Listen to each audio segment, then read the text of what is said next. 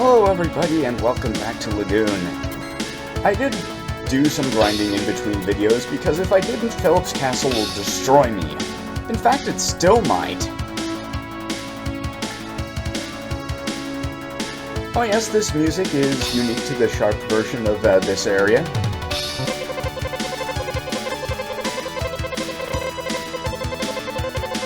Okay, so if you try to come here without the rye bread, the elves at the entrance would be like, "Hey, who are you anyway? Some kind of sword maniac?" However, if you have the rye bread with you, they're like, "Oh, you must be like a baker's kid from Atland, because obviously no one other than a baker would carry bread around."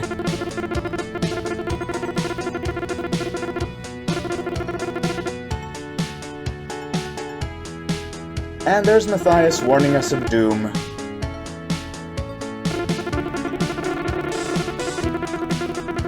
Mark Phillips's castle.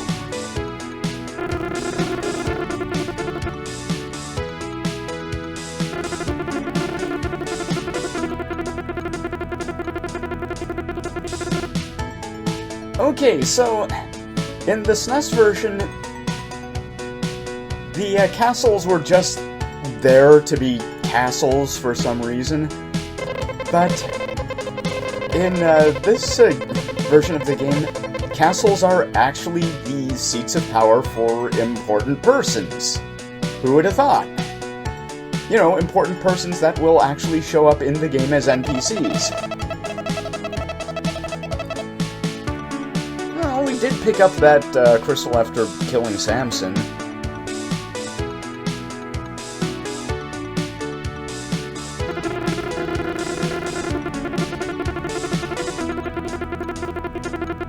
Look, your guess is as good as mine.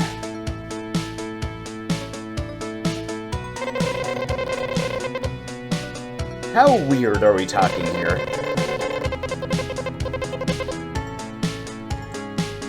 Yeah, Thor isn't merely a pretty boy, he's unsettlingly beautiful.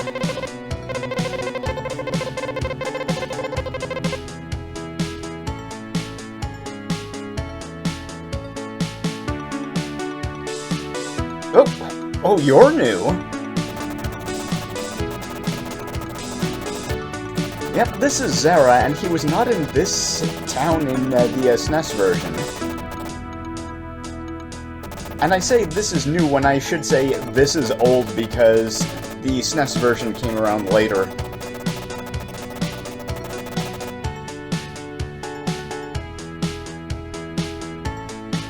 So he just shit-talks us a bunch and leaves.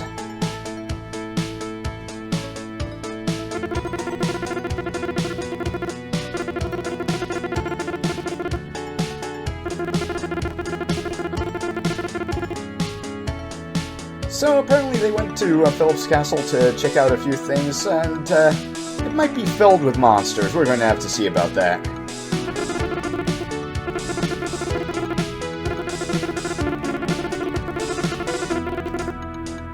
Oh, that's what he's all about.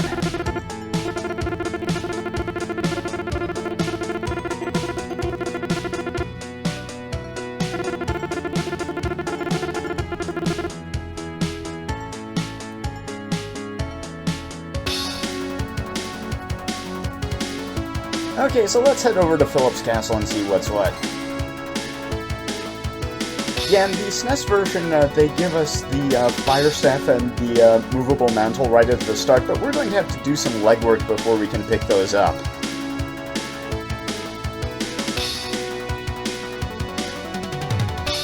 Also, there's no tablet hunt in this version. We can just go straight indoors. And there's no holes in the bridges in this version either. Yeah, they actually added death pits into the SNES version.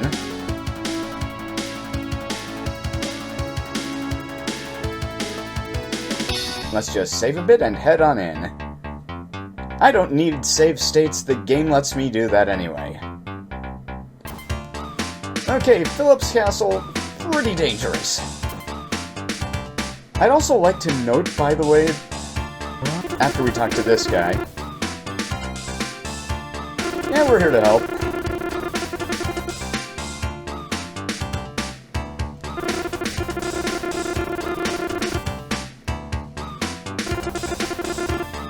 Now, I had forgotten if talking to this guy was the trigger for the rest of that, but I just decided to go back and check anyway. So yeah, the thing about this game is that, like Ys, all of these enemies have names. The big beastmen are called Savage, and there's a bunch of other names, fantasy-sounding names for bosses and enemies, like Samson and Nutella and all sorts of things. But those knights wandering around in the main floor of Philip's castle, they're just Greg. You know, just Greg.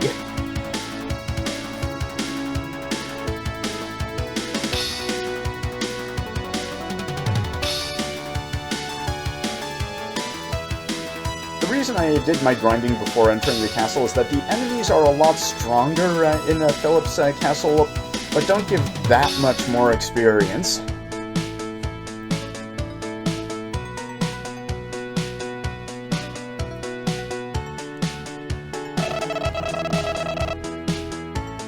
Tell me more.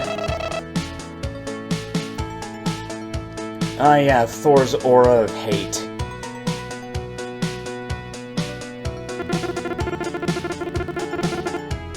Nope, looks like I was wrong.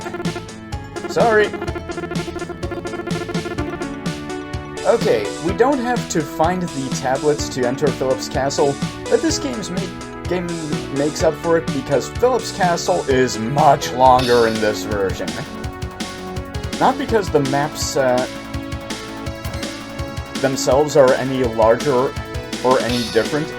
There are no differences in the map layouts between this game and the SNES version of Lagoon. However, it's the procedures that are different.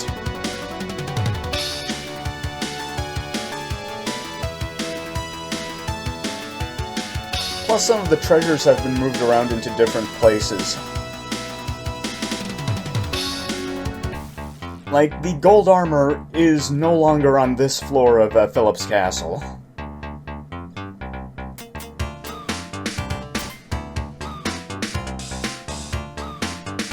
Most of this dungeon is going to be me becoming perilously close to becoming completely owned.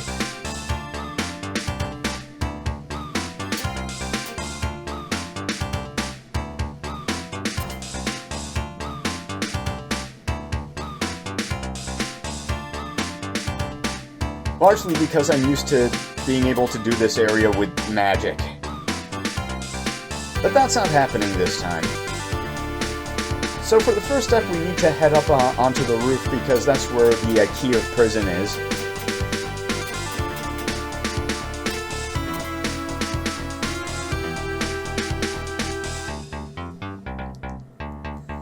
Yeah, even though the combat is better in this version of Lagoon, this is still a PC game from back when. It still exists to destroy you.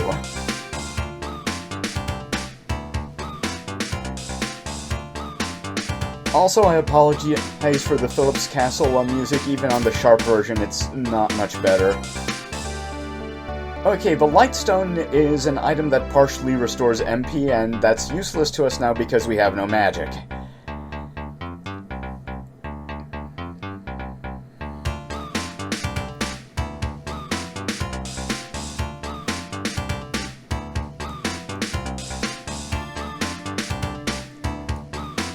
So I'd like to talk a little bit about the developer of this game, which is Zoom. Kemco just did the port to the SNES, and Kemco was responsible for the ports of Draken and a couple of other things. Yes, you know, because Draken is quite a feather in their cap, isn't it? Zoom was mainly a developer for the Sharp x68k, and they developed a few games that were ported to the SNES. The first was one of the Genocide games, and the Genocide games were a set of mech-based side-scrolling action games. Only one of them made it to the Super Nintendo. And the other game that got a port was a shooter called Phalanx, which had one of the most memorably perplexing game covers for the Super Nintendo.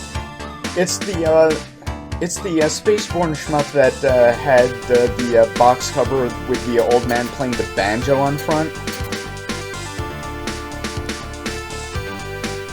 Shame about the cover, because Phalanx is actually a good game with some of the most hilarious bonus stages out there.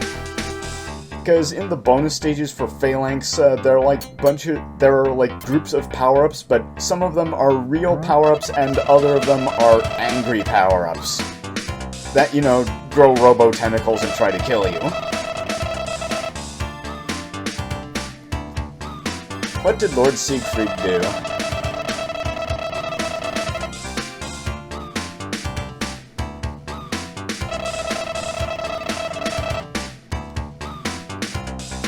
Okay, this lady wasn't even here in the SNES version.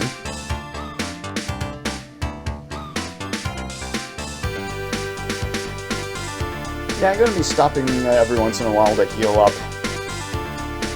Because, as the SNES manual for this game said, attacking is dangerous.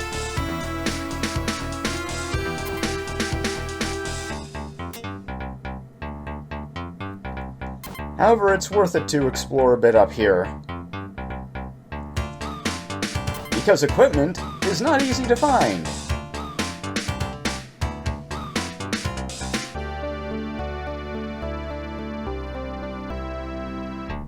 Yeah, unlike East games where you can buy a lot of the equipment, in Lagoon, there's actually only, apart from the initial equipment, there are only a couple of pieces of equipment you can buy throughout the entire game. And that's the third-tier armor and shield in Dwarf Town.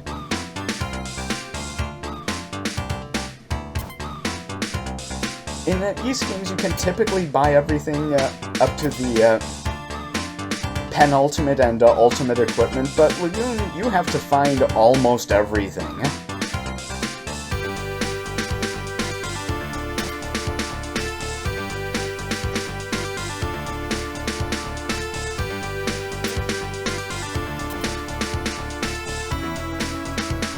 Now let's see, is it up here?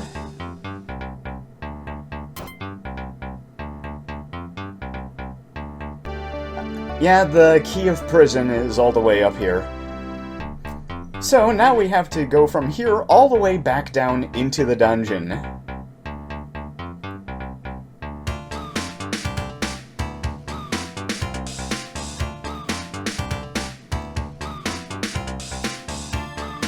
So you take care of these things.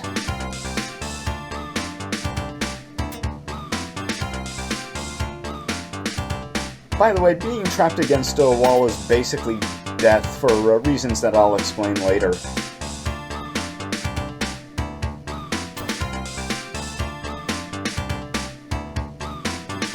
Yeah, the SNES version also adjusted the speeds of some of the enemies in the game. Some enemies are somewhat slower and others are sped up. Pretty much everything on the roof has been slowed down some. I'll also probably be stabbing everything I come across around here because I am not at the correct level to take on the boss of the... oh!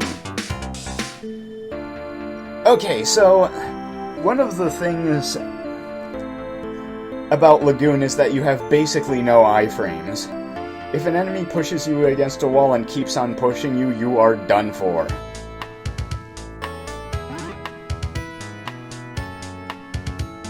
Another thing is that whenever you die in this game, it doesn't load to last save, it automatically kicks you back to Atland and you need to manually reload your most recent save.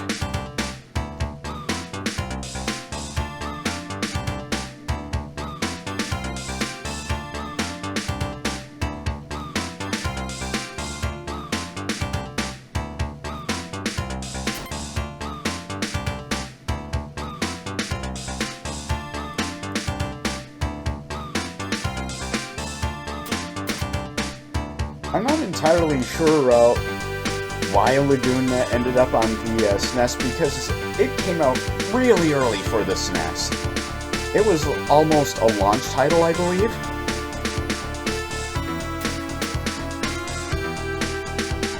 Maybe they wanted to get ahead of Nintendo's eventual Zelda game.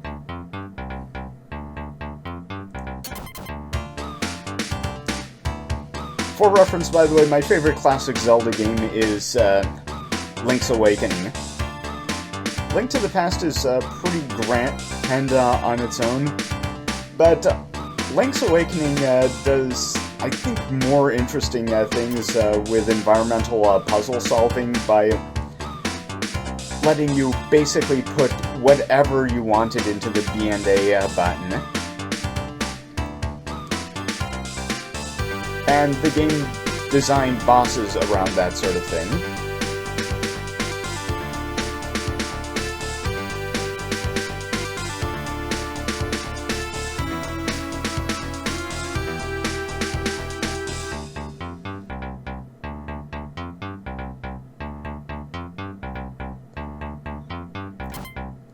Sorry, Greg. Yeah, these guys did not like super rush. Yeah, the Beastmen did not like super rush you in the SNES version either. It's these little changes that are made to catch you off guard and, you know, kill you.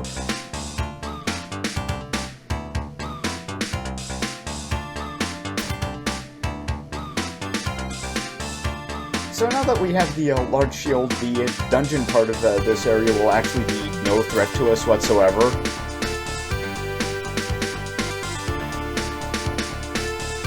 Because, as I said before, one of the properties of Lagoon is that you can outgrind everything. It's not like East 1 where you hit the level cap less than halfway through the game, or East 2 where Dharm has all the tools he needs to wreck you no matter what level you are. I have no idea what honey is for.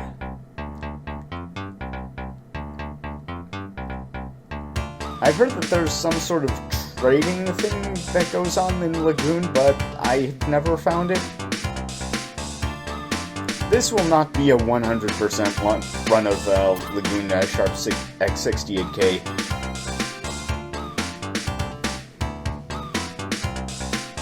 It hasn't been nearly as played through as the others, and not everything about this version is known.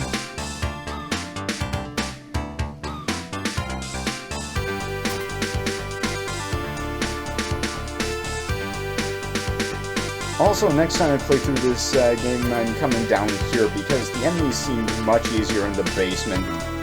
So later I'll come down here to grab the gold armor first. Oh yeah, that's another thing. I pretty much played the SNES version of this game for giggles. But this version of the game is something I'd probably just replay on my own. Oh yeah, another thing that didn't change. No level up notification.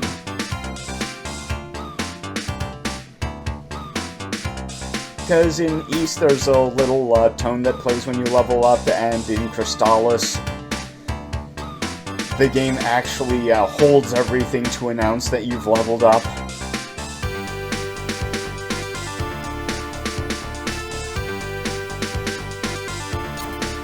I think it's almost kind of necessary when there's games like this where things can get a bit hectic.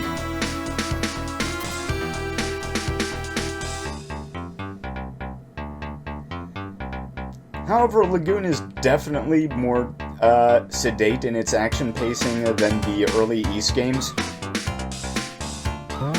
Because East 1 and 2 for the PC-88 were pretty wicked. And there's our gold armor. Oh yeah, one of the things the manual does is that it has the descriptions and pictures of various items, like the swords, shields, and armor. First off, the manual makes it quite clear that the gold armor is not actually made entirely out of gold. And secondly, while it just shows off like the swords and the shields in the pictures in the item descriptions in that part of the manual, for the armor part, it basically shows Monsieur modeling the 5 different armor types you find throughout the game. Or I should say Nassel, because this is the Sharp version.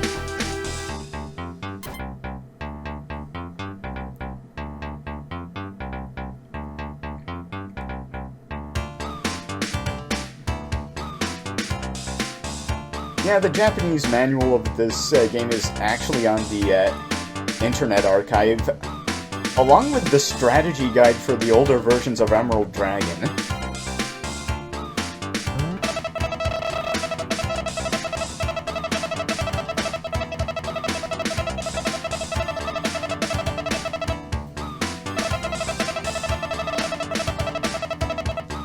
I'd say so. There was something suspicious about the way he was kidnapping that princess.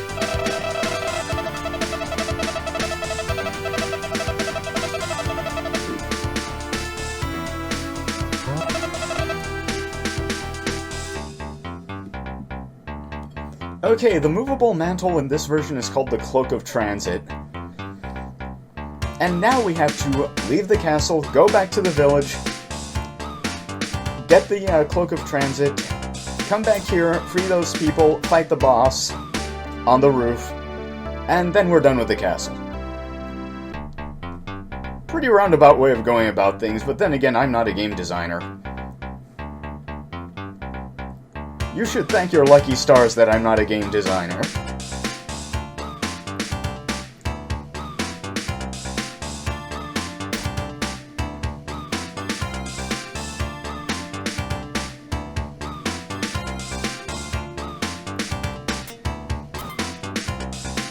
One of the reasons that the translation for this game threw me for a bit of a loop is because Sharp x68 games are very, very rarely translated into English. I think out of the Sharp's entire library, there have only been something like 6 or 7 games that have gotten a fan translation. Like there's this, there's Valis 2, and I think, like, only 3 or 4 others? I'll have to check again.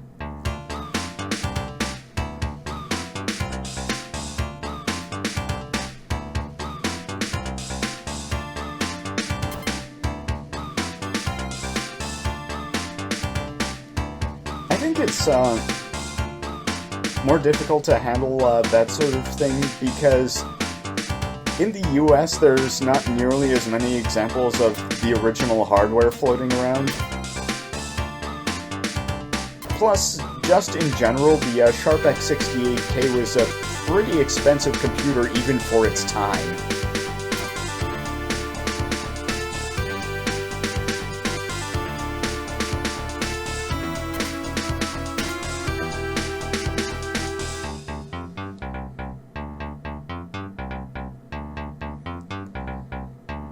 I think a Sharp x68k costs like at least twice as much as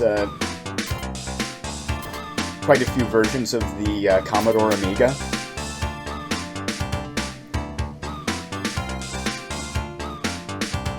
So while there are people with fond memories of this chunk of hardware,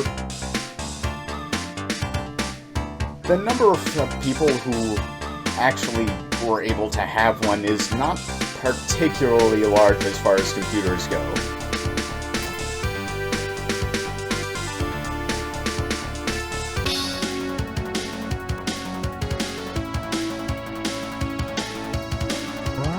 But then again, you also need to think of some of the people who actually use this thing, because Capcom used the Sharp x68k as an arcade game development machine.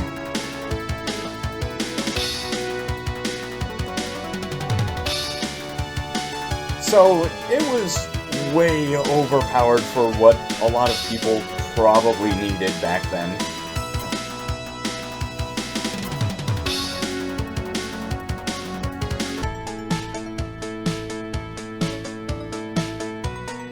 And Matthias is still there for some reason. Doesn't he have anything better to do?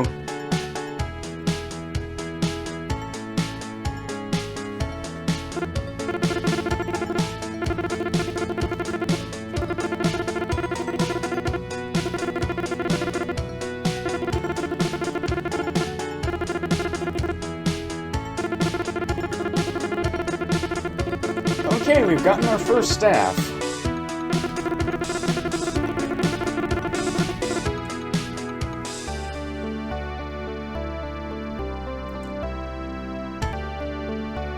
Okay, magic is a little bit different in this version of the game. First off, magic can hurt bosses.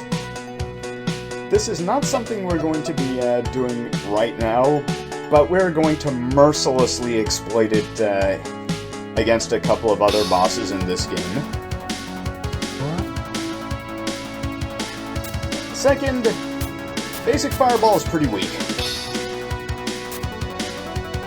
It only costs 1 MP, but it's only about a third as powerful.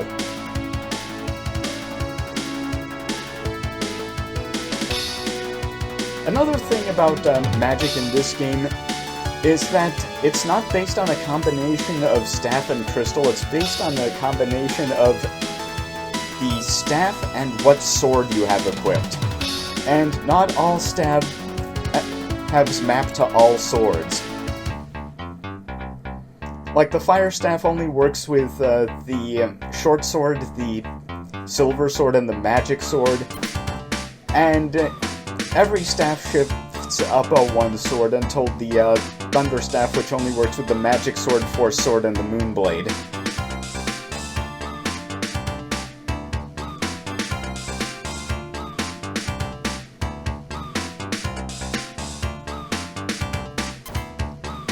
There are some enemies that are flat out immune to magic, however, area magic doesn't have a mischance in this version of the game. I guess the developers figure you had trouble enough. You are playing an East clone, and these games are not all that easy.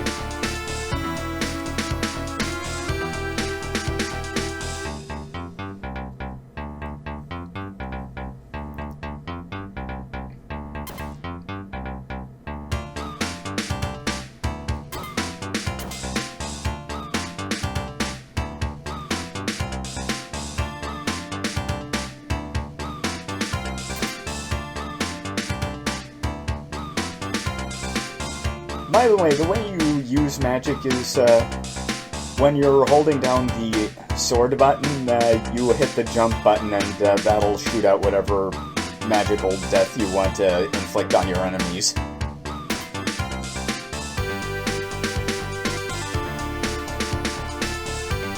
Also, enemies do have elemental resistances and weaknesses in this game. I looked it up and apparently that's the case.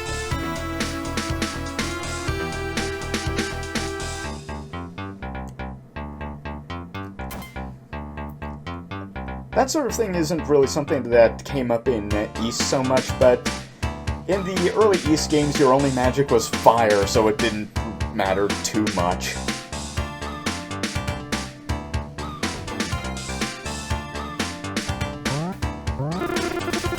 Oh, whoops.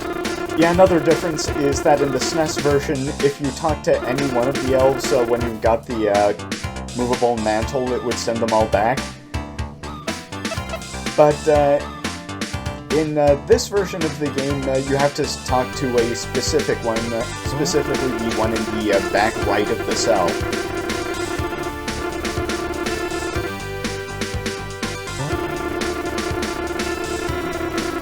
Also, as Team Poor Life Choices pointed out, the movable mantle sounds like either a puzzle piece in The Seventh Guest, or an innocuous-sounding card from Magic the Gathering that's actually overpowered and banned in most tournaments.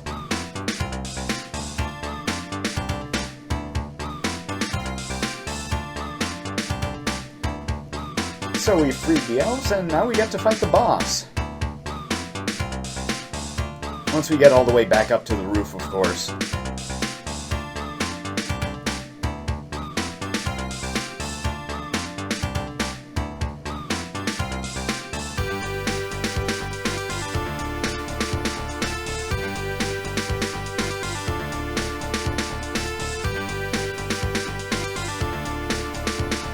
Yeah, one of the reasons I appreciate this Ys-style combat is that grinding is easier, and grinding in Ys games has rarely been an actual enemy except in the PC-88 version of Ys 2. But I still went through what's probably the most insane grinding cycle I've ever done for an action RPG.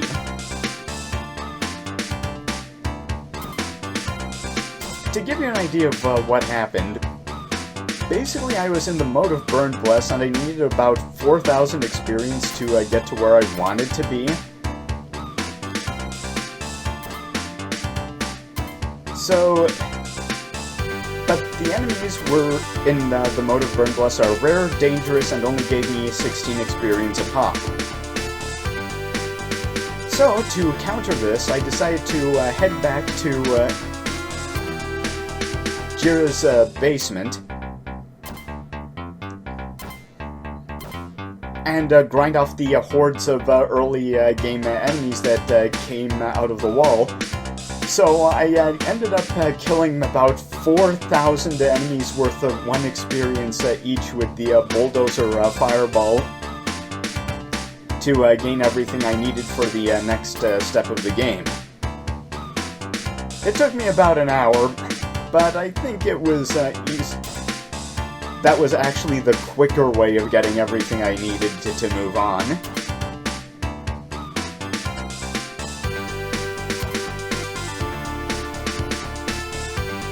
And that's why I will never play the PC-88 version of Ys 1 and 2 ever again.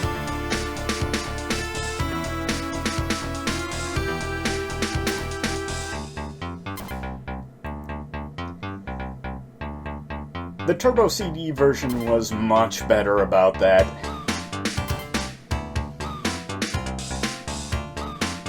And I think Chronicles Plus is probably the best.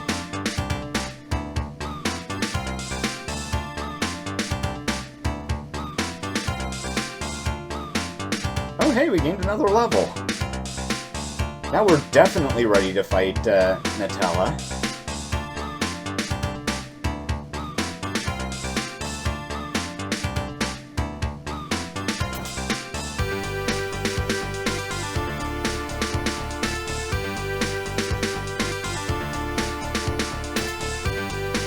Oh yeah, despite the fact that I did that much grinding for Ys 1 and 2, Phantasy Star 2 really pushed my patience for grinding. That's why I only ever play it with times for rewards.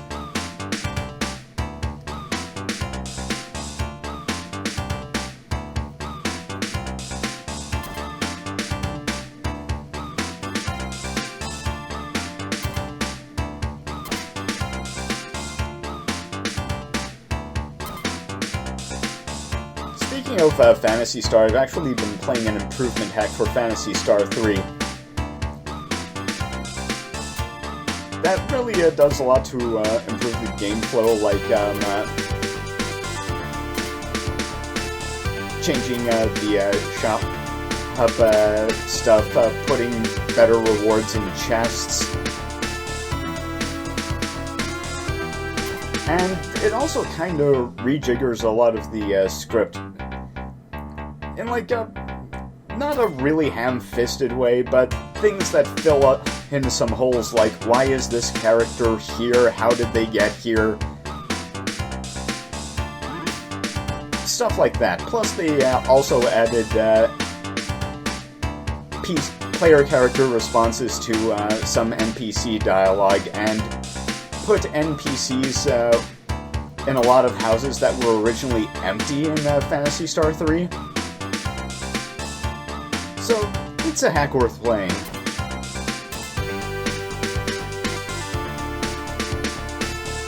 Okay, here we are.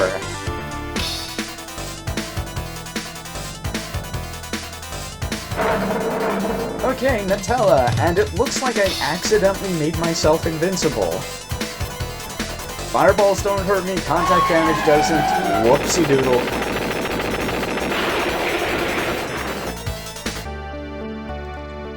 Well, truly a formidable foe. So, on that note, I think we're going to stop for now. I'll be seeing you next time when we head for Dwarf Town. Be seeing you then, and goodbye.